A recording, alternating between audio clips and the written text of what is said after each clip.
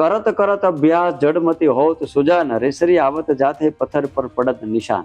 સંપ્રદાય છે વ્યક્તિ સર્જિત છે, ધર્મ છે કુદરત સર્જિત, કોઈ વ્યક્તિ ચલાવેલો નથી. આ સંપ્રદાય અને ધર્મ વચ્ચેની પાતળી ભેદરેખા છે. સ્વધર્મ નિધનમ શ્રેય, પરમો ધર્મમ ભયાવહ.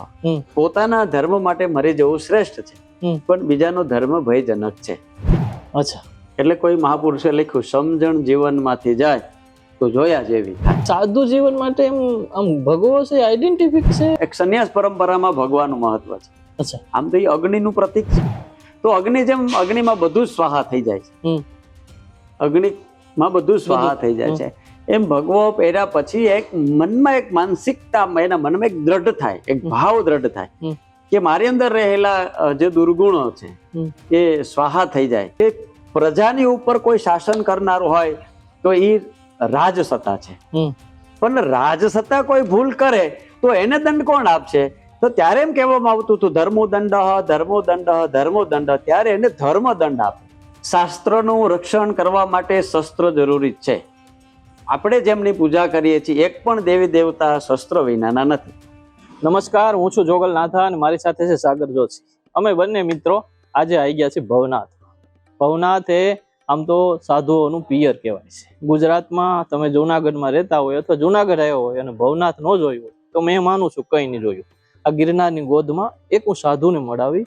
આમની આ જે સાધુ છે એમની વાત, એમની ફિલોસોફી, એમની જિંદગી અને એમનું જે આધ્યાત્મિક અભિગમ છે એ બીજા કરતા અલગ છે. તમે દુનિયાદારીના કોઈ બી મહંત, સાધુ અને પૂજારીની વાત સાંભળી હશે અથવા એમનો તપસ્યા વિશે જાણ્યું હશે, પરંતુ આમની જે વાત જાણી અને એમની આધુનિક જગતની ફિલોસોફી જાણી તમારા દિલમાં પરસી જશે. જો તમે હિન્દુઓ છો અને એક હિન્દુ તરીકે જીવતા હોય અથવા તમને હિન્દુ પ્રત્યે પણ તમને જો થોડો ઘણો લગાવ હશે તો આ મારી વાત છે તમને ખરેખર ગળે ઉતરી જશે. આવો હું તમને મળાવું આ જમાના પ્રમાણેના સાધુ. જય ગિરનાર ગુરુ. જય ગિરનારી. ઓમ નમો નારાયણ. ઓમ નમ. મારે પેલો પ્રશ્ન તમને એ પૂછવો છે કે આમ સંસારી અમને લોકોને શાંતિ જોતી હોય તો અમે ઘણી વખત આમ ઘણું બધું આધ્યાત્મિક ભૌતિક બહુ શોધતા હોય, તો ભૌતિક કરતા આધ્યાત્મિકમાં માણસને બહુ શાંતિ મળે એવું બધા માને છે અને ઘણી વખત માણસ સફળ થાય છે. તો માની લ્યો છે કે ડાયાબિટીસ છે, આજે બીપી છે, સ્ટ્રેસ છે, ચિંતા છે, આમ આકુળ વ્યાકુળતા બહુ વધી ગઈ છે, મેટ્રો લાઈફમાં બહુ છે.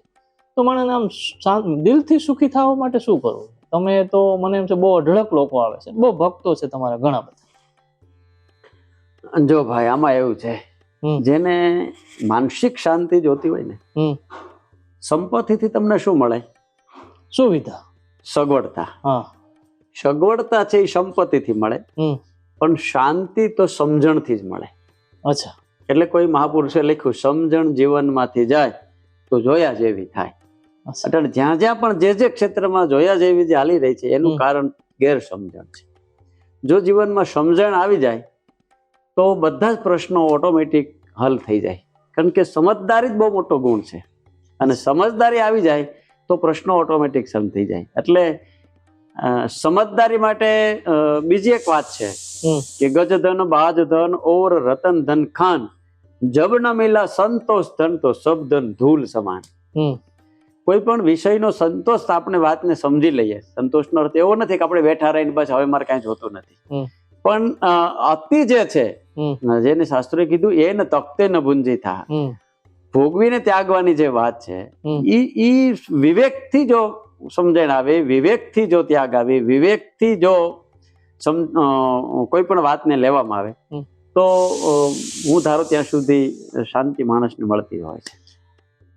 આમ જે આપણી હિન્દુ ધર્મની જે વ્યવસ્થા છે ને એમાં સંન્યાસ આશ્રમ બહુ મોટી વાત છે, પણ આજના કડી કાળમાં, આજના યુગમાં, આજનો આટલો બધો વિકસિત કાળમાં બી લોકો આવું પોસિબલ છે કે માણસ પોતાના સંતાનોને પરણાવીને પછી એમ થઈ જાય કે આવું બધું સંભાળ્યું હું સંન્યાસી થઈ જાય, આવું લોકો જીવે? ઘણા લોકો છે એવા, ઘણા એવા લોકો છે જેનું તમે પોતે જાય અને એનું પોતાનું ઇન્ટરવ્યુ લ્યો. અચ્છા, કે ભાઈ તમને આ માર્ગે એવા ઘણા હું તમને નામ એડ્રેસ આપી શકું કે જે સારી પોસ્ટ ઉપર હોય, સારું ભણેલા હોય, સારી એજ્યુકેશન હોય, સારી સગવડતાઓની સારી વ્યવસ્થા હોય, છતાં પણ એને સંન્યાસ માર્ગે લઈ અને ઈશ્વર ભજન તરફ, આત્મકલ્યાણ તરફ ના માર્ગે ગયા હોય એવા ઘણા બધા લોકો છે. કારણ કે એ તો આપણી પરંપરા રહી છે એટલે ક્યારેય પણ પરંપરા વાંજણી હોતી નથી. ભલે થોડા માણસો હોય પણ હોય તો ખરા જ. અચ્છા, પણ એમને આજના સમાજમાં લોકો એવી રીતે કરે છે, બધું છોડી દે, મોહ માયા બધું, અને અલગની રંજન પકડી લે. જોયો છો તમે અવારનવાર આપણા સનાતન પરંપરામાં પણ છે અને જૈન પરંપરામાં પણ છે. તમે જૈન પરંપરામાં જુઓ તો ધનાઢ્ય લોકો હોય છે, ઉદ્યોગપતિ હોય છે, જે આખો પરિવાર સંન્યાસ માર્ગમાં એટલે ઈશ્વર માર્ગે જઈ અને બધું જ ત્યાગ કરી અને ઈશ્વર ભજનનું પરાયણ છે. તો સનાતનની પરંપરામાં પણ ઘણા બધા લોકો સારી પોસ્ટો પર હોય અને છતાં પણ ત્યાગ કરી અને ભજન કરવા બેઠા છે. ઘણા બધા લોકો છે.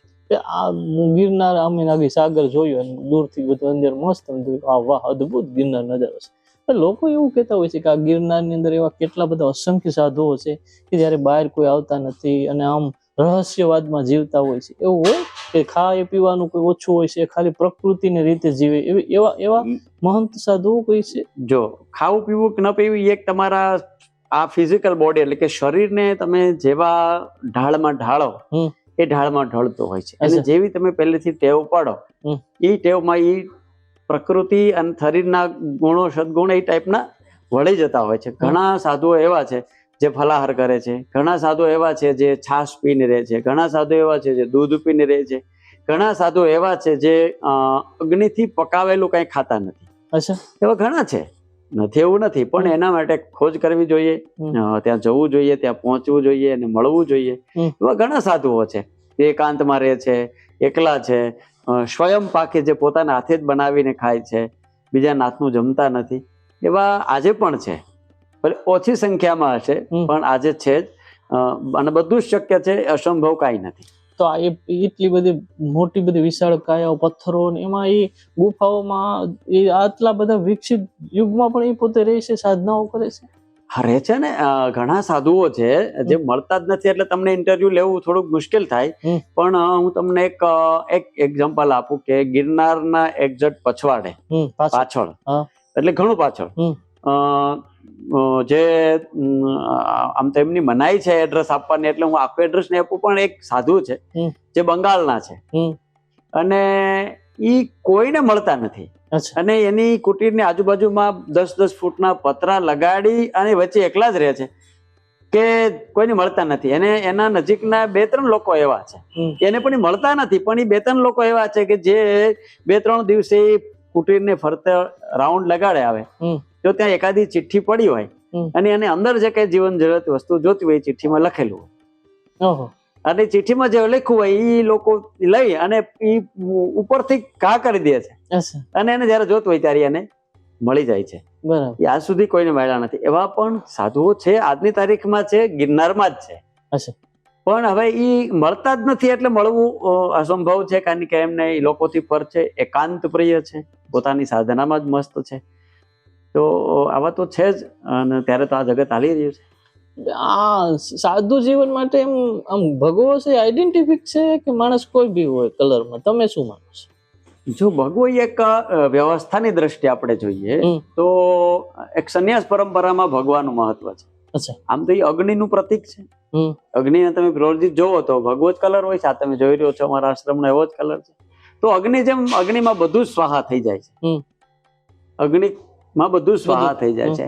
એમ ભગવો પહેર્યા પછી એક મનમાં એક માનસિકતા, એના મનમાં એક દ્રઢ થાય, એક ભાવ દ્રઢ થાય કે મારી અંદર રહેલા જે દુર્ગુણો છે એ સ્વાહા થઈ જાય અને હું શુદ્ધ બુદ્ધ ચૈતન્ય સ્વરૂપ છું એવું એને એક ભાવ થવા માટે કાશ્યપ વસ્ત્રો એટલે કે ભગવા વસ્ત્રો છે એ પરંપરામાં એમને મળેલા છે અને એ પહેરે છે. એનું પ્રતીક છે, ત્યાગનું પ્રતીક છે. સમાજ જીવનમાં સાધુને એમ લોકો ક્યાં એંગલથી જોવે? તમે કોઈ સાધુ મળે છે કે વાહ આ સાધુ ભગવો પહેરી નીકળ્યા આમ, બરાબર, પણ મોટા ભાગના લોકોને તમારું શું કહે? સાધુ શું ક્યાં? એ તો વ્યક્તિ ઉપર આધાર છે. જેમ આપણે લખ્યું છે તુંડે તુંડે મતિર વિના, અલગ અલગ માથામાં અલગ અલગ બુદ્ધિ છે. જેમ એક ગ્લાસ પાણીનો હોય અને એ અડધો ભરેલો હોય અને તમે કોઈને દેખાડો તો એમ કે છે કે અડધો ગ્લાસ ભરેલો છે અને કોઈ વ્યક્તિ એમ કે છે કે અડધો ગ્લાસ ખાલી છે. તો ખોટા તો બેમાંથી એકઈ નથી, પણ જેની જેવી દ્રષ્ટિ એવી એની સૃષ્ટિ. એની દ્રષ્ટિ ભરેલી છે એટલે એને ભરેલું દેખાય છે એટલે એ પોઝિટિવ વિચારે છે. જે નેગેટિવ વિચારધારાવાળા છે એને ખાલી જ દેખાય છે, એને ભરેલું દેખાતું જ નથી. તો એ તો એમની વિચારધારા ઉપર આધાર છે. એટલે લોકો કઈ દ્રષ્ટિથી જોવે છે એ તો વ્યક્તિ પોતે કેટલો પોઝિટિવ છે ને પોતે કેટલો નેગેટિવ છે એના ઉપર આધાર છે. આ માધ્યમોમાં કોઈ સાધુઓ માની લો કે સંપત્તિનો ઝઘડો છે, હોદ્દાનો ઝઘડો છે, ગાદીનો ઝઘડો છે, તો અમને સંસારીઓ તો હોય પણ સાધુઓને કેમ હોય છે? જો એનું પણ એક કારણ છે કે કોઈ પણ જ્યારે ધર્મની વાત આવે તો ભગવાન કૃષ્ણે એવું કીધું, સ્વધર્મ નિધનમ શ્રેય પરમો ધર્મમ ભયાવહ. પોતાના ધર્મ માટે મરી જવું શ્રેષ્ઠ છે, પણ બીજાનો ધર્મ ભયજનક છે. જે કૃષ્ણ અહિંસાનો માર્ગ બતાવે છે એ જ કૃષ્ણ અર્જુનને એમ કે છે કે ગાંડી ઉતિષ્ઠમ પ્રતિજાની કૌંતેય, ઊઠ ઉભો થા અને ધનુષ ઉપાડ, અને યુદ્ધ એ જ કરાવે છે. તો એનો અર્થ એ છે કે જયારે ધર્મની વાત આવે, ધર્મ જયારે આપણે ત્યાં બે સત્તા છે કે રાજ સત્તા અને ધર્મ સત્તા. જો સત્તાની વાત આવે તો સત્તા એટલે લોલુપતા લાલચતાની સત્તા નહીં, પણ તમારા ફરજના ભાગરૂપે તમને મળેલી જે સત્તા છે એનું નિર્વહન તો કરવું જ જોઈએ, એનું સંરક્ષણ અને એની સુરક્ષા તો હોવી જ જોઈએ. જો એમ જ બધા ત્યાગ કરીને નીકળી જશે તો આખી ધર્મની જે વ્યવસ્થા છે એ વ્યવસ્થા જ બગડી જશે. તમે હું તો કહું, તમે યોગીજીને મળ્યા છે યુપીમાં, મેં ઘણી વખત ફોટા બી જોયા, સ્ટેટસ હોય છે જોયા કે તમે યુપીમાં યોગીને મળ્યા, કદાચ ત્યાં ફંક્શનમાં ગયા, તો લોકો કહે છે કે એક સાધુ માણસ હોય એને આખી રાજનીતિ એ શું કરી છે? તમે રાજા મહારાજાને જોયા છે. જ્યારે રાજા મહારાજાઓ હતા ત્યારે પણ એના એક સારા સલાહકાર તરીકે અથવા તો એમને ગુરુપદ તરીકે પણ સાધુઓને બેસાડવામાં જ આવતા હતા, અને સાધુઓની સલાહ લઈને પછી જ આગળ વધતા હતા. અને એટલે તમે પણ જોયું છે કે આપણા માન્ય વડાપ્રધાન શ્રીએ પણ થોડા સમય પહેલા એક આપણી પાર્લામેન્ટમાં સાધુઓના હાથે એક ત્યાં ધર્મદંડ રાખવામાં આવ્યો છે. ધર્મદંડનો અર્થ એ છે કે પ્રજાની ઉપર કોઈ શાસન કરનારું હોય તો એ રાજસત્તા છે, પણ રાજસત્તા કોઈ ભૂલ કરે તો એને દંડ કોણ આપશે? તો ત્યારે એમ કહેવામાં આવતું હતું ધર્મોદંડ ધર્મોદંડ ધર્મોદંડ, ત્યારે એને ધર્મદંડ આપે. કારણ કે આપણે ત્યાં સ્વતંત્રતા જરૂરી છે, પણ સ્વતંત્રતાની આડમાં સ્વચ્છંદતા જરાય જરૂરી નથી. તો કોઈ પણ વ્યક્તિ હોય એ બેફામ ન બની જાય એના માટે કોઈનો વજન તો જરૂરી જ છે, કોઈનો અંકુશ તો જરૂરી જ છે. હાથી જેવું પ્રાણી છે છતાં એને માટે અંકુશ તો જોઈએ જ. તો રાજસત્તા માટે પણ ધર્મ સત્તા તો જરૂરી જ છે. અને વર્તમાન વ્યવસ્થામાં કોઈ એક સારા સાધુ, એક સંન્યાસી કોઈ પણ લોભ લાલચ વગર પ્રજાના હિત માટે, રાષ્ટ્રના હિત માટે આગળ આવે તો સરાહનીય બાબત છે, હોવી જોઈએ. પરિક્રમા હમણાં પૂરી થઈ, અમે માધ્યમમાં જાણતા હોય, ટ્રેન્ડ બદલાઈ ગયો, સોશિયલ મીડિયા મતલબ યુવા ધન આવવા માંડી ગયું છે, નવા યુવાનો જ આવે છે. તો આમ શું તમને શું લાગે, આમ આ કઈ પરિવર્તન એટલે કે લોકોની માનસિકતા બદલાઈ ગઈ કે સોશિયલ મીડિયાનું ચલણ વધી ગયું કે હવે વૃદ્ધ લોકો આવવા નથી માંગતા, શું છે? જો એક તો પેલી વાત તો પેલાની જે વાત હતી એ એવા ખડતલ લોકો હતા, ખૂબ શ્રદ્ધાથી આવતા હતા. ગિરનારમાં એ વખતે આટલી બધી વ્યવસ્થાઓ નહોતી, એટલે પોતાના જીવન નિર્વાહ માટે મતલબ કે 2-3 દિવસ જંગલમાં રહેવું છો તો સીધું સામગ્રી લઈને આવતા હતા, પોતાના હાથે રસોઈ બનાવતા હતા અને કષ્ટ વેઠીને પણ પરિક્રમા કરતા હતા. જ્યારે વર્તમાન યુગનો સમયનો જે યુવાન છે એ આટલી કષ્ટદાયક યાત્રા કરી શકે એમ નથી, શારીરિક રીતે પણ નબળો છે. તો અત્યારે સમયમાં હું જોયું તો 100 થી વધારે અન્નક્ષેત્રો ગિરનારની આજુબાજુના પરિક્રમાના રૂટ ઉપર છે. તો આટલી બધી વ્યવસ્થાઓ થઈ છે, લાઇટિંગ થયું છે, રસ્તાઓ સારા થયા છે, પાણીની વ્યવસ્થા છે, એમ્બ્યુલન્સની વ્યવસ્થા છે, કોઈ બીમાર પડે તો ડોક્ટરોની વ્યવસ્થા છે. તો વ્યવસ્થાના કારણે યુવાધન વધારે આમાં જોડાયું છે. અને આજે બધી જ વ્યવસ્થાઓ જંગલમાં મળી રહે છે, તો યુવાનો પણ હોશભેર આનંદપૂર્વક ગિરનારની પરિક્રમાની પ્રકૃતિનો આનંદ લે છે.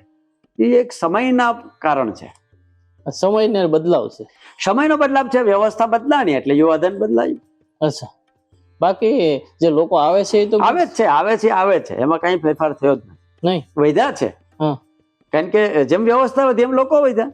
આજે 10-12-15 લાખ પબ્લિક જયારે ગિરનારની પરિક્રમા કરે છે તો પેલા આટલી પબ્લિક ક્યાં કરતી હતી? તો એનું કારણ વ્યવસ્થા છે.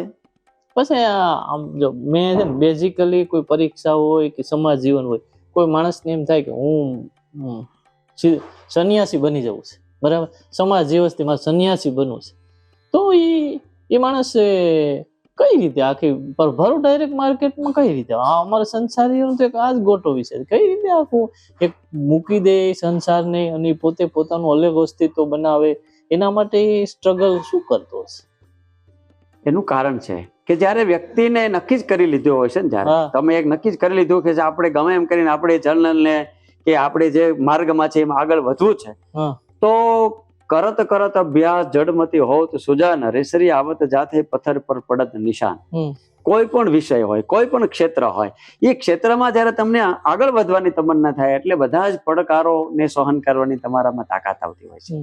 પછી ધાર્મિકતા હોય, રાજકીય હોય, સામાજિક હોય, વ્યવહારિક હોય કે તમારો બિઝનેસ હોય, કોઈ પણ પડકાર વગરનું એક ક્ષેત્ર નથી. દરેક ક્ષેત્રમાં પડકાર તો છે, પણ એ પડકારનો સામનો કરીને જ્યારે વ્યક્તિ આગળ વધે છે તો પછી ક્ષેત્ર કોઈ પણ હોય એ સહજતાથી જ આગળ વધે, કારણ કે એની અંદર તો એનો જુસ્સો, એનું જોમ, એને ત્યાં પહોંચવાનું એમનું લક્ષ્ય, એમનું ટાર્ગેટ, એમને જે મંજિલ કે ધ્યેય નક્કી કર્યું છે ત્યાં પહોંચવા માટે વ્યક્તિ હંમેશા માટે પડકારોનો સામનો કરતો જ હોય છે. અચ્છા, પછી આ સંન્યાસી માણસને એને એમ આવી કોઈ ઢાંચો તો હોતો જ નથી કે આમાં કે હું આ મૂર્તિ પૂજા વાળો છું કે નોન મૂર્તિ પૂજા વાળો છું કે હું આ માનું છું કે એવું કઈ નહીં, એને કઈ લેના દેના જ નથી. કારણ કે જયારે એક વ્યક્તિ આધ્યાત્મ માટે નીકળે છે ત્યારે તો એ બધું જ ભૂલી જતો હોય છે. વૈરાગ્ય જયારે એક વંટોળો આવે, એક વિટોળો આવે, તો વિટોળો કોઈને પૂછીને ન આવે કે મારે આમ જ ફરવું ને આમ જ ફરવું, એવું ન હોય. એ તો કુદરતી છે ને, એક વાયુમંડળમાં એક કુદરતી સાયક્યુલેશન બંધાણું છે ને, એમ વિટોળો થયો છે. એમ જયારે અંદરથી વૈરાગ્યનો વિટોળો આવે સાહેબ, ત્યારે એને કુટુંબ, પરિવાર, સમાજ, પડકાર કાંઈ નડતું નથી. ઘર કે બહાર છોડવા માટે અંદરથી પૂર્ણ વૈરાગ્ય જેને બધું છોડાવી દેતો હોય છે. અચ્છા, પછી આ સમાજ પેલાના આમ સંન્યાસીઓ તો આમ લલકાર કરતા, લોકો કહેતા લડતા હતા, એવા બધા હતા, લડાઈ યુદ્ધ બી લડતા, એવું આપણે સંન્યાસીઓ યુદ્ધ બી લડેલા છે. તો ઈ જનરેશનમાં અત્યારના સાધુ ઓલામાં કઈ ફેર લાગે? આજે પણ જવો, જ્યારે જરૂર પડી છે રાષ્ટ્રને, ત્યારે રાષ્ટ્રના હિત માટે તો લડવાની આજના સાધુઓની પણ તૈયારી છે. હિન્દુત્વ માટે, મંદિરો માટે, સંસ્કૃતિ માટે આજે પણ સાધુઓ લડે જ છે ને. ક્યાં નથી લડતા? તમે રામ મંદિરનો મુદ્દો લઈ લો, કરપાત્રી મહારાજ થી લઈ અને ઘણા બધા મહાપુરુષોએ પોતાનો બલિદાન આપ્યું, ત્યારે આજે આપણે રામ મંદિર જોઈ રહ્યા છીએ. એમાં સાધુઓનું બહુ મોટું યોગદાન છે. તો એવો કોઈ પણ ક્ષેત્રમાં લઈ લો, માનો યોગને કોણ જાણતું હતું ત્યાર સુધી? એવું જ માનતા હતા કે સાધુઓને યોગ કરવાનો હોય. પણ એક રામદેવજી મહારાજ જેવા એક વ્યક્તિ આવી અને એવડી મોટી ઝુંબેશ કરી કે આજે લોકોના માણસ એવું, આજે તો આખો વિશ્વ યોગ દિવસ ઉજવતું થઈ ગયું. તો યોગ તો અનાદિકાળથી હતો, પણ એક સાધુએ પડકાર કર્યો અને એ પડકારના લોકોએ ઝીલો કે આપણે હિત માટે છે, તો સમાજના હિત માટે છે, અને કેટલી બધી ઝુંબેશ ઉપાડી. તો આજે પણ તમે એનું પરિણામ જોઈ રહ્યા છો. કેટલાક સાધુ અમારે હું ઘણે મળ્યો, અમદાવાદ બે સાધુ મળ્યો, નામ નતો, એને બધા હથિયાર હોય, હું હથિયાર લઈને ફરતો. તો એવું સાધુઓની બી જરૂર પડે હથિયાર? શાસ્ત્રનું રક્ષણ કરવા માટે શસ્ત્ર જરૂરી છે. આપણે જેમની પૂજા કરીએ છીએ, એક પણ દેવી દેવતા શસ્ત્ર વિનાના નથી. એક દેવી દેવતા મને બતાવો, પછી ભગવાન રામ હોય, ભગવાન કૃષ્ણ હોય, ભગવાન શિવ હોય, મા દુર્ગા હોય, આપણે બધા જ દેવી દેવતાઓની પાસે શસ્ત્ર છે. તો અને આપણે ત્યાં આખો તહેવાર છે વિજયાદશમી, જે આપણે એને શસ્ત્ર પૂજન તરીકે ઓળખીએ છીએ. આપણે તેમની પૂજા જ કરીએ છીએ, કારણ કે એક શક્તિ છે. તો તમારે ધર્મનું રક્ષણ કરવું હોય, તમારા શાસ્ત્રોનું રક્ષણ કરવું હોય, તમારી સંસ્કૃતિનું રક્ષણ કરવું હોય, તમારા દેશનું રક્ષણ કરવું હોય, રાષ્ટ્રનું રક્ષણ કરવું હોય, તો તમારી પાસે શસ્ત્રો જરૂરી જ છે. તો એટલે હથિયાર હોય તો હોય, સાધુ પાસે હોય છે, હોય જ છે, અને હોવું જ જોઈએ. અચ્છા, હોવું જોઈએ. જ્યારે માની લો કે અત્યારે આ આધુનિક યુગમાં રિવોલ્વર ક્યાંથી આવ્યો છે? જેથી નહોતું તેથી પણ અમારા સાધુઓ પાસે ત્રિશુલ હતા, ચીપિયા હતા, પાવડી હતી, આ બધું સાધુઓ રાખતા જ હતા. એ એક ધર્મનું પ્રતીકની સાથે સાથે પોતાનું રક્ષણ કરવા માટે પણ હતું. એ તો જરૂરી જ છે ને, હોવું જોઈએ. ફેન ફોલોઈંગ રાખે સાધુ કે મારા આટલા સેવકો છે, આને જ માને, આ જ વસ્તુને સ્વીકારે, બીજા બધા ખોટા, હું જ સાચું, એવો બી એક વર્ગ થયો છે ત્યારે. જ્યારે જ્યારે પણ સનાતન ધર્મમાંથી એક વિચારધારા કોઈ પણ અલગ નીકળી, હા કોઈ પણ એક વિચારધારા જ્યારે બીજા અલગ બધા નીકળી, ખોટા. કોઈ પણ એક વિચારધારા નીકળી, હા સનાતન ધર્મમાંથી બધી જ વિચારધારાઓ, મતલબ ધર્મ અને સંપ્રદાયનો ભેદ શું? એક અલગ છે ને આમાંથી બનેલા છે. ધર્મ એટલે જે સ્વયંભૂ છે. અચ્છા. હા જેમ એક નદી અને નહેરમાં ફેર શું છે? તો કે નદી સ્વયંભૂ છે, એ કોઈની રચયિતા નથી, હા એને કોઈ જ દોરવણી નથી આપી. હમ. નદી સ્વયંભૂ છે, હમ. પણ નહેર જે છે હમ. એ માનવ સર્જિત છે, હા અને નદી છે એ કુદરત સર્જિત છે. હમ. સંપ્રદાય છે એ વ્યક્તિ સર્જિત છે, હમ. ધર્મ છે એ કુદરત સર્જિત, કોઈ વ્યક્તિ ચલાવેલો નથી. આ સંપ્રદાય અને ધર્મ વચ્ચેની પાતળી ભેદરેખા છે. અચ્છા. બીજું આજની આધુનિક શૈલીમાં તો લોકોને ગુજરાતમાં એવું કહેવાય કે બીપી અને ડાયાબિટીસ નામનો રોગ છે ને ગુજરાતમાં હાઈએસ્ટ છે. 10 માં 10 લોકો હશે.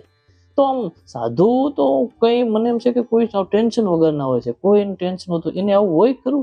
તમારે ત્યાં હોય જ છે. એનું કારણ છે કે માત્ર ટેન્શન થી જ નહીં, હા. આજે ખાનપાન, આજની હવા તમે જુઓ, અત્યારે વર્તમાનમાં અત્યારે દિલ્હીની જે આબોહવા છે, શું કારણ છે? તો બહુ તે બધું સાધુ નીકળે કે ગૃહસ્થી નીકળે કે મોટો ઓફિસર નીકળે તો એનો અસર ન કરે? એ તો બધાને અસર કરવાની છે. ટેન્શન હોય ખરા? ટેન્શન પણ છે. માનો લો કોઈ મોટો મઠ છે તો એનું ટેન્શન હોય, કોઈ એક ધર્મના વડા છે તો એનું પણ ટેન્શન હોય. કારણ કે ધર્મને ચલાવવા માટે પણ એને સમાજને સાથે રાખીને ચાલવાનું છે. તો સમાજના ભિન્ન ભિન્ન વર્ગોની સાથે લઈને હાલવાનું છે, તો એક ટેન્શન તો હોવું જ જોઈએ. તો હું શું, તો મારે ઘર ચલાવવાનું ટેન્શન હોય, તો સાધુ હોય તો મહંત હોય કોઈ, તો એને આખી આખું જે સંન્યાસ આશ્રમ છે જે ચલાવવું હોય, એની બી જવાબદારી તો છે જ ને. એક મોટી સંસ્થા લઈને તમે બેઠા છો, તો એ સંસ્થાની સાથે હજારો લાખો શ્રદ્ધાળુઓની શ્રદ્ધા જોડાયેલી છે. તો એ શ્રદ્ધા ન તૂટે, એ સંસ્થા ન બગડે, એની જવાબદારી તો જે તે વ્યવસ્થાપકની જ હોય છે. તો એ ચિંતા તો એને રાખવી જ જોઈએ, અને હોય જ છે. તો એ વ્યવસ્થા ચાલતી હોય ને તો ચાલે કેવી રીતે? એ તો એક વ્યવસ્થાનો ભાગ છે. આપણે ત્યાં ગાય વિશે બહુ કહે કે ગાય રાષ્ટ્ર, આપણું પ્રાણ, લોક માતા છે ને આવું છે, પણ પ્રેક્ટિકલ જીવનમાં શક્ય નથી. લોકો આજે અપનાવતા નથી. લોકો કહે છે, સરકાર દર વખતે કહે છે, પણ ઘર સુધી કે સર્વમાન્ય નથી મુદ્દો બન્યો. આવું કેમ? એનું ઘણા બધા કારણો છે. એમાંનું એક કારણ હું તમને કહું કે માની લો કે અહીંથી બ્રાઝિલમાં આપણે ગાયો ગઈ, આપણી જ ગાયો ગઈ છે, તો એ જ ગાયો બ્રાઝિલમાં દુખી નથી. કારણ શું? કે સારી ઓલાદની જે ગાયો છે, જે એક ટાઈમનું 10, 15, 20 લીટર દૂધ આપે છે, તો એ ગાયો જે છે એ ક્યારેય દુખી થવાની નથી. શું કામ? કે એ 10-15 લીટર દૂધ આપે છે. સામે સમાજ જયારે જાગૃત થાય ત્યારે એ દૂધના ભાવ મળે છે, અને જયારે એ ભાવ મળે છે ત્યારે એ ગાયને પૂરતું પોષણ મળે છે, અને પોષણ મળવા માટે એ દૂધ આપે છે. તો એ તો એકબીજાને પૂરક છે, એટલે એ ગાય રખડતી નથી. જ્યારે જે ગાય સારી ઓલાદ નથી, જે દિવસમાં 2 કે 4, 5 લીટર દૂધ આપે છે, તો ખોરાક તો એમને એટલો જ હોય છે. તો કોઈ પણ ખેડૂતને કેવી રીતે પોસાય? અને આપણે ત્યાં આપણી ધાર્મિક માન્યતા છે કે આપણા આંગણે ગાય દુખી થાય, એ આપણે સ્વીકારતા નથી. આપણી ધાર્મિક માન્યતા છે કે આપણા આંગણે ગાય દુખી થાય તો માં કહેવાય, આપણું ધર્મનું પ્રતીક છે, તો એ દુખી કરવા માંગતા નથી. એટલે ગાય રાખે. બાકી એ જ ગાય જો સારી ઓલાદની ગાય હોય, સારી બ્રીડિંગ ગાય હોય, તો એ 15-20 લીટર જો દૂધ આપતી થઈ જાય, તો એક દિવસનું તમે 15 લીટર દૂધ આપે તો એક દિવસનું 30 લીટર દૂધ થયું થાય, તો ક્યાં દુખી થાય? એટલે જરૂર વર્તમાન છે. એટલે આપણી સરકાર પણ પ્રયત્ન કરી જ રહી છે કે સારી ગાયો, સારી ઓલાદની ગાયો તૈયાર થાય, અને સારી ઓલાદની ગાયો તૈયાર થાય જેનાથી સમાજ પણ તૈયાર થાય, અને સમાજ જો એને સારો ભાવ આપે તો આજે પણ આપણી ગાયો યથાવત જળવાઈ રહે. અને આપણે ત્યાં એટલે ગાયને ધન કહેવામાં આવતું હતું, ગૌધન કહેતા હતા. એટલે આપણું ધન હતું ફરી પાછું સુરક્ષિત. એના માટે સમાજ પણ જાગૃત થાય, સરકાર પણ જાગૃત થાય, અને સહિયારા પ્રયાસથી ફરી પાછો આપણે આ ક્રાંતિ લાવી શકીએ એવું જ છે. એક મુદ્દો છેલ્લો એ છે કે હમણાં તમારા આ જુનાગઢમાં છો, તમે જુનાગઢના અહીં બિલોંગ કરો છો, ગીરના બહુ જાણો છો, પણ એક એવી વાત કે જુનાગઢ બાઉદ્દીન કોલેજ છે ને એનું નામ બદલી નાખવું જોઈએ, આવો એક મુદ્દો ચર્ચામાં ચાલે છે. બરાબર, રાજકીય નેતાઓએ રજૂઆત બી થઈ છે બધા. તમે શું માનો છો? વર્તમાન સમયમાં તમે જોયું હશે કે ઘણી બધી જગ્યાએ, જેમ કે આપણો પ્રયાગરાજ, તો આપણું પ્રાચીન નામ પ્રયાગરાજ જ હતું, અને પ્રયાગરાજમાંથી સમયાંતરે ફેરફારો થયા, અલ્હાબાદ થયું. વર્તમાન સમયમાં સરકાર બદલાણી, ફરી પાછો આજે પ્રયાગરાજ. એવા ઘણા બધા શહેરોના નામ ઘણી બધા રેલવે સ્ટેશનો નામ બદલાયા છે. તો સમયની સાથે બદલાવવું જરૂરી જ છે અને બદલાવવું જ જોઈએ, કારણ કે આમાં તો જેની લાકડી એની ભેંસ. તો સમય પરિવર્તન છે તો પરિવર્તન સંસારનો નિયમ છે. ગિરનારના પણ કેટલા નામ છે. આપણા જે ગિરનાર કહે છે, યુગ પહેલા એને રેવત કહેતા હતા, એની પહેલા બીજું કંઈક કહેતા. તો સમયાંતરે નામ બદલાયા છે તો બદલાવવું જોઈએ. સાધુને અપડેટ રહેવું પડે. મારે તો અપડેટ રહેવું પડે. મારી જીવનશૈલીમાં દુનિયાદારીથી, બધી આજુબાજુની વાકેફથી, કે એમ હતા કે સાધુ એટલે નો કનેક્શન, એવું કે તમે શું? એમાં પણ પોતાની પ્રકૃતિ અનુસાર હોય છે. ઘણા સાધુઓ એવા છે જે એકાંત પ્રિય છે, આપણે પહેલા વાત થઈએ, જે એકાંતમાં રહે છે. ઘણા સાધુઓ છે જે સમાજમાં રહે છે, કારણ સંન્યાસના જે પ્રકાર છે એમાં પણ પ્રકાર છે કે જે કુટીચર છે, જે કુટિયા બાંધીને રહે છે, જે બૌદ્ધક છે જે સમાજને જ્ઞાન આપે છે, જે ઘણા સાધુ એવા છે તે જે વિરક્ત છે, કઈ લેતા જ નથી સમાજમાંથી. આજે પણ એવા છે કે પૈસા નડતા જ નથી. તો બધા જ કઈ એક ક્ષેત્રમાં હોય એવું નથી. એમાં હંસ, પરમહંસ, બૌદ્ધક અને કુટીચર, એમાં પણ 4 વિભાગ છે. તો આજે પણ પોતાના ગુરુ પરંપરા પ્રમાણે જે કઈ વિચારધારા હાલતી હોય એ વિચારધારાને અનુસરી અને સાધુઓ ચાલતા હોય છે. બાકી વાત રહી વર્તમાન સમયની, તો સમયની સાથે પરિવર્તન તો જરૂરી છે. ભગવાન કૃષ્ણ એવું કહે છે કે દેશ, કાળ અને પરિસ્થિતિને અનુરૂપ દરેક વ્યક્તિએ જીવન જીવવું જોઈએ. તો એમ જો જીવન નહીં જીવે તો સમયની સાથે નહીં ચાલી શકીએ, તો જરૂરી જ છે. નાના નાના બાળકો હોય, 16 વર્ષ, 14 વર્ષ હોય, 12 વર્ષ હોય, અમારા વડોદરામાં હું ઘણી વખત જોતું, એને દીક્ષા આપી દે તો એને એવું નથી લાગતું તમે એને કોઈ થોકી બેસાડો છો? એના માનસિકતાને તો પૂછો. એની ઉંમર તો હજી ડિસિઝન લેવાની નથી, તો પણ એને દીક્ષા આપે છે લોકો, બધા ધર્મમાં, હિન્દુ હોય, બધા ધર્મમાં. તો આ શું લાગે? અત્યારે તમને લાગે છે 10-12, તમે પ્રાચીન કાળમાં વયા જાઓ. ધ્રુવ ક્યાં 60 વર્ષના હતા? નાની ઉંમર જ એને તપશ્ચર્યા કરી છે. નાની ઉંમરમાં તપશ્ચર્યા કરીને આજે પણ ધ્રુવનો તારો અખંડ છે. પ્રહલાદ ક્યાં 30 વર્ષના હતા? પ્રહલાદ પણ નાની ઉંમર. નચિકેતા જે સ્વયં હાલીને એમના દરબાર ખખડાયો, મારા પિતાએ દાનમાં આપ્યો છે. આવા ઘણા બધા આપણા મહાન પુરુષો અને ઘણા બધા થયા કે નાની ઉંમરમાં ઈશ્વર માર્ગે સુધી ગયા. ભક્તિને ઉંમરને કોઈ બાદ નથી. જયારે અંદરથી વૈરાગ્ય આવે છે. તમે કમેન્ટ પરાયણે મોકલી દો, રેજ કોઈ. આજે ભવનાથ તળેટીમાં તમે આંટો મારો, કેટલા લોકો એવા છે કે જેની પાસે ઘરનું ઘર નથી, ખાવાનું નથી, પૂરતા કપડા નથી, છત નથી, માટે છતાંય સાધુ નથી બનતા. અન્ન ક્ષેત્રોમાં ખાયા આવે છે, ગમે ત્યાં સુઈ રહે છે, ગમે એમ કરીને જીવન નિર્વાહ કરી લે છે, પણ સંન્યાસ નથી લેતા. તો સંન્યાસ લેવો એ પણ એક પૂર્વના પુણ્ય હોય ત્યારે લે છે. આ માર્ગે જવાય છે, એમને નથી જવાતું. સામાન્ય માણસો, તમે આ મીડિયામાં અમારે કેવું હોય તેમ કહી શકે, તમે એક નાકમાંથી ગુંગો કાઢીને ઘા કરતા નથી, એને આમ 2 મિનિટ રમાડીને ફેંકો છો તો ઘર છોડી દેવું છે. એ સામાન્ય બાબત છે કે એ છોડી દે અને ઈશ્વરના ભરોસે. એવું તો નથી કે સંન્યાસ લેતા પેલા બધાને ફોન કરે કે તમે મારા 5000 શિષ્યો બનજો, કાલથી હું સંન્યાસ લેવાનો છું. એ તો ઈશ્વરના ભરોસે નીકળે છે. અચિંતયંતો જનામ પરુપાસતે તેષામ ભક્ત નિર્ભયુક્તાનામ યોગક્ષેમમ વહામ્ય. એ વાત ભગવાન કૃષ્ણએ કીધી છે ને, સર્વોપરી સાર્થક જેમ છે તેમ એને પ્રેક્ટિકલ જીવનમાં લેવા પછી તારે સાધુ બનાય છે. એમનેમ નથી તો બધા નો બની જાય. ભિખારીનો આદેશમાં ક્યાં તૂટો છે? તો બધા સંન્યાસ ન લઈ લે, ખાવા મળે, પીવા મળે, બધા મજા કરે. તો એટલે એવું છે ને, એના માટે આપણે પ્રારબ્ધ યોગ જોઈએ છે. સુશીનામ શ્રીમંતામ ગ્રહ યોગ ભ્રષ્ટામ વિજાયતે. પૂર્વના યોગ બળ હોય ત્યારે આ માર્ગે જવાય છે, સામાન્ય લોકોનું કામ નથી.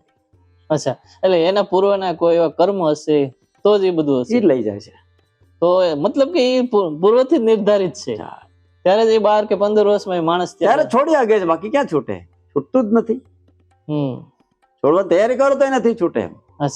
તો પૂર્વનો કર્મનું પ્રારબ્ધ ખેલ છે. એટલે એ માર્ગે ગયા જન્મમાં એનું જમા છે, એટલે નાનપણથી નીકળી જાય છે. નાનપણથી કરે તો જ તપસ્યા, સાધના કે જે કઈ કરવું હશે તે એ તો જ કરી શકશે, બાકી નહીં. બાકી કેવી રીતે કરી શકે?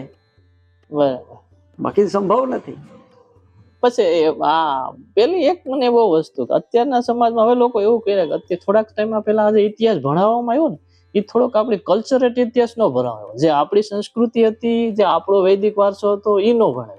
દાખલા તરીકે બધા જે મોગલોના યુદ્ધ થયા, અંગ્રેજોના યુદ્ધ છે, ને આપણે ત્યાં એવું બધા, એ તમે ક્યાં નજરિયાથી જોવો છો? હવે બદલાણું છે, આજની પાઠ્યપુસ્તકમાં બદલાણા છે. આની પેલાના જે બધા હતા ને ત્યારે થોડુંક પેલું આવું બધું કે આપણે ને હવે વિપ્લવ ઓલું થયું, પેલું દાખલા બોસ્ટન ટી પાર્ટી નો અમેરિકાનો બનાવ બન્યો, તો આપણે શું બોસ્ટન ટી વાળા લાગે વળગે છે, અમેરિકા આજે થવું થાય ન થાય તો કઈ નહીં.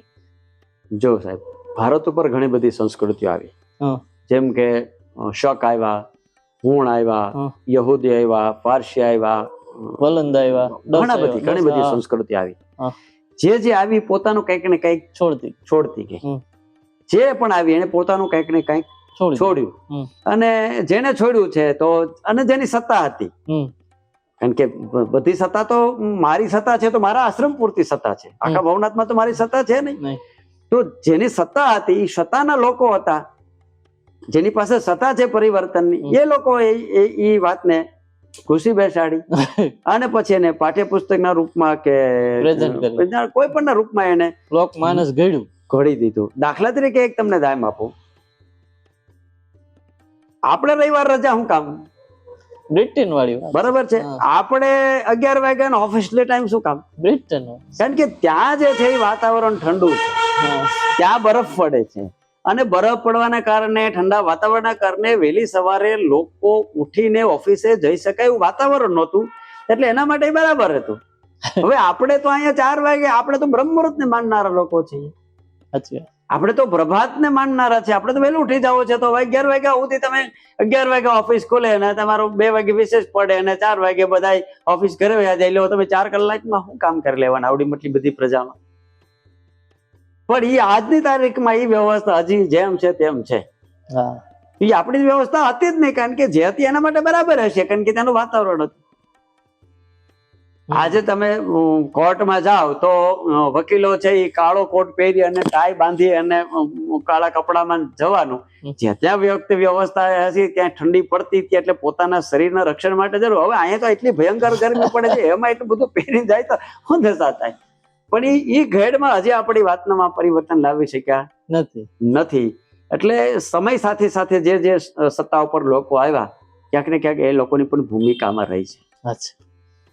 તો આ ઉદ્ધત આશ્રમ છે ભવનાથ, મહાદેવગીરી મહંત બહુ આદરણીય છે. અમને અઢળક નોલેજ, કલાકોની કલાકો એમની પાસે બેસીએ, એમના વિચારો, એમનું મંથન, એમનું વાંચન બી ઘણું છે. મને એમ કે સાધુ તરીકે અને એમને જે વિશાળ દુનિયા ફલકમાં જોયો છે નજરિયો, એક સંત તરીકે મને એમ કે બધું વિશેષ જોયું છે.